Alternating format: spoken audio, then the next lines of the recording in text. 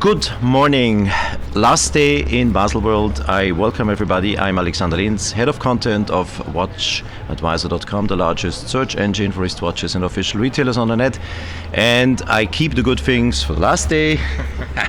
So I have the pleasure to talk to my friend Max Büsser, who is the founder of MB&F. And Max, how are you? Great. Tired a little bit, of course. Me too. But it's 7 grueling days, but I read in one of these official communication paper. No, it's not even a paper. It was an online a mail that went out. I think Sunday that you declared you're sold out. On Sunday. It's Tuesday. Why are you still here? because it's all about relationships. But actually, we use now we only do limited editions. And when we think we can sell 25, we do an edition of 12. When we think we can sell 100, we do an edition of 50. It's made my life so much easier. We don't want to grow.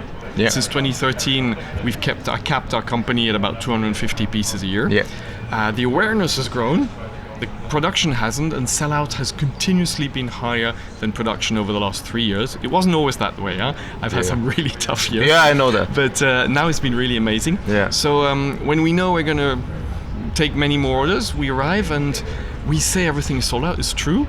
But we do the allocations at the end of the week. Yeah. So retailers come to me and say, should I come the first day? No, it doesn't change anything. Come on the last day, put in your orders, and at the end of the week we'll allocate. No, I like the statement, and you have to put something in there. I read it, I wouldn't have I probably would have taken it and just swiped it on the iPhone, Makes sense. But this statement I kept in mind. So, by the way, you are someone who very early said emotions are everything in selling, let's say, ticking miracles as you do them. Now it is one of, let's say, the key issues everybody has on his marketing, blah, blah, blahs, emotions. I don't say they're copying you, but maybe they have been awakening a little bit late. No, I think some of them. There are different ways of seeing. What we do is pointless. We have to all agree on that. It's absolutely beautiful. It's incredible craftsmanship, but it's not giving time. That's not the point. What I'm interested when I look at a timepiece is the why of the brand and of the piece. Mm-hmm. Why this piece was created. And it's not why to make money for the shareholders. That doesn't interest me. It's why this company exists. So we've always said it's a life decision. It's not a business decision. It's an assembly. It's friends. It's an assembly of incredible artisans who've got great talents, share the same values. There is. I think there's a two current now in our industry. There are artisans who create because that's all they know how to do and what to do, and that's what they love doing. It's all our friends here in Les Ateliers. And there are, of course, the big brands who will basically wrap it around status and celebrities and endorsements and all that.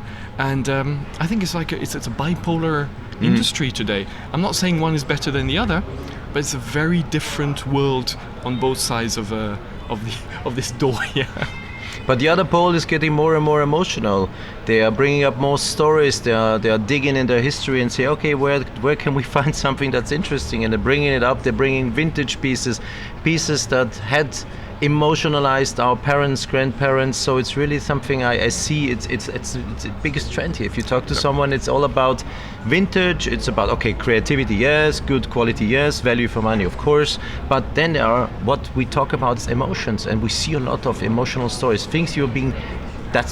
I love to listen to you, because when you tell a story, I get a child. You bring us back in an area, and then I say it's so smart. How can you bring all that together? Look, a great tree cannot grow if it doesn't have great roots. And that's what's happening also in our industry. We're rediscovering our roots. And all the icons of today were created from crazy people who didn't give a damn about marketing or finances 30, 50, 100 years ago. They were creators. They were saying, this would be incredible. And usually those icons, when they came out, were completely misunderstood. Yes.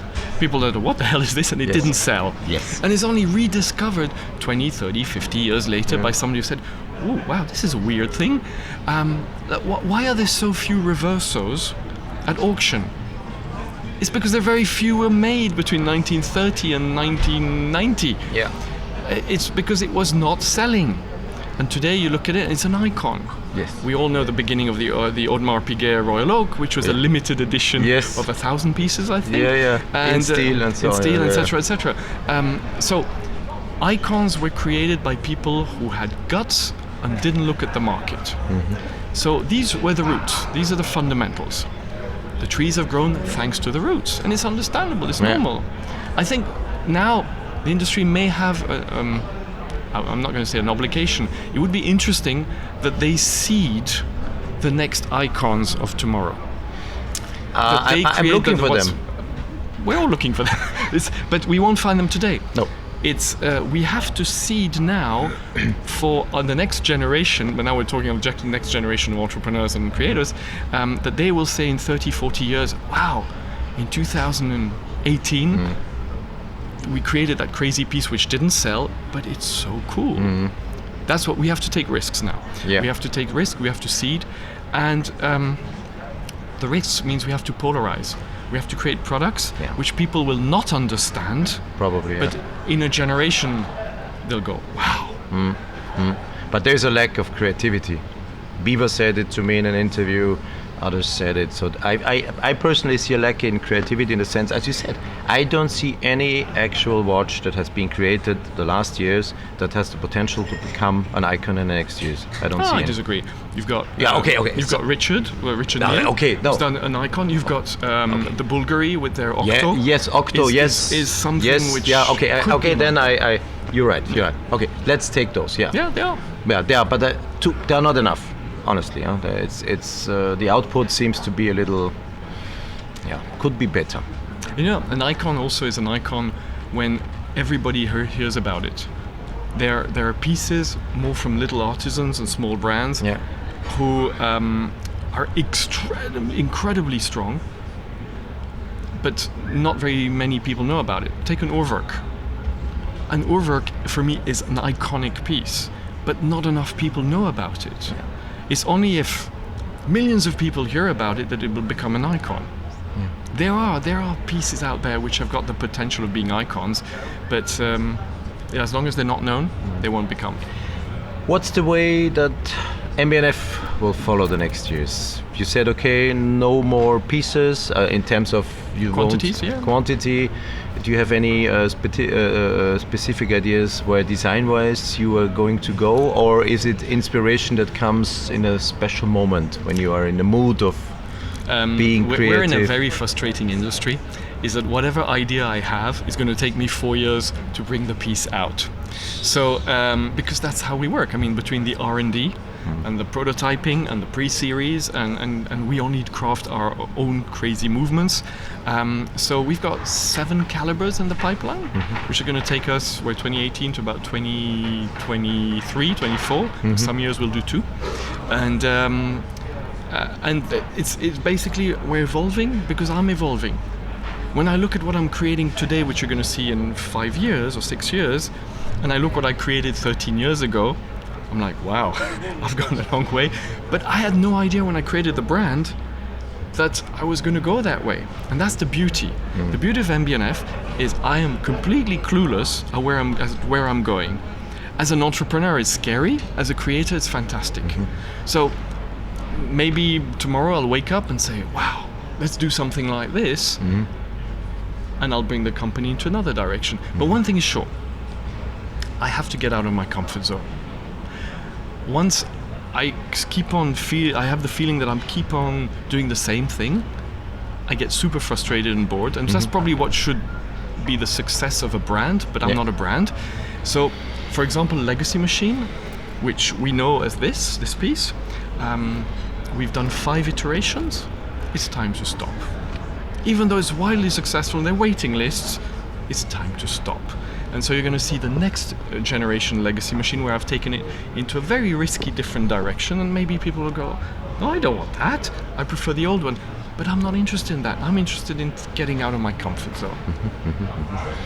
Have you been able to walk around and see anything here in Basel? Not much, I must admit. I've been in the office like 6 days in a row. Any of my colleagues, retailers, friends, neighbors tell you something? They were amazed of colors, styles, sizes. Did anything? Did you remember of anything? Look, what I've seen online, what have I seen which really caught my attention? I'm just curious to know what you are going to pull out now. I love the new automatic movement from Moritz Grossmann. Really beautiful. Recepi, who's come out with his new, I don't know, laboratory watch, I don't know how he calls it, with his name on it instead of Akrivia. The movement is absolutely stunning. What have I seen also?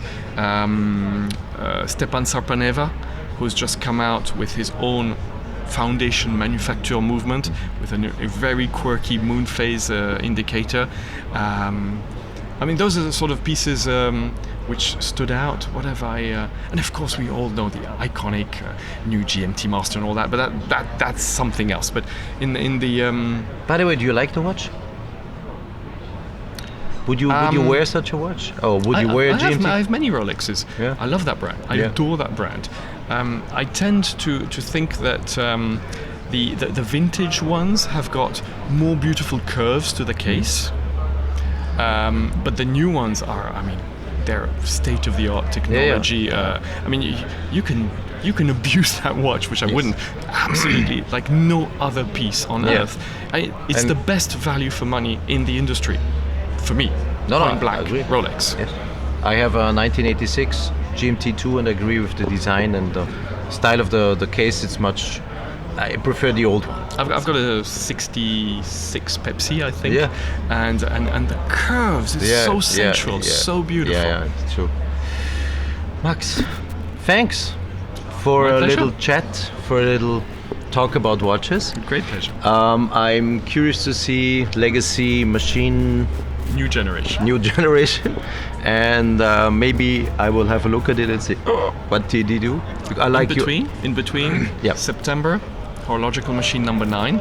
We haven't unveiled it to anybody. Yeah. You'll see that end of September. We've gone a bit wild. I adore that piece and I'm looking forward to see what you think about it. Yeah. Wild in the sense of... You'll see. Thank you very much. My pleasure. All the best. Next year I want you to publish on Saturday. I'm sold out. Maybe I'll come with less pieces. Yeah, but then you should rent kind of a sun chair or a sun deck. You should establish a sun deck here. I think we just put a big sold out on. Yes, or establish a little sun deck here with some drinks and music and lay around and party. I'll be there then. Okay, thank you guys for watching. Don't forget, of course, to subscribe to our YouTube channel and if you like what we're doing, to like our videos. Thank you very much.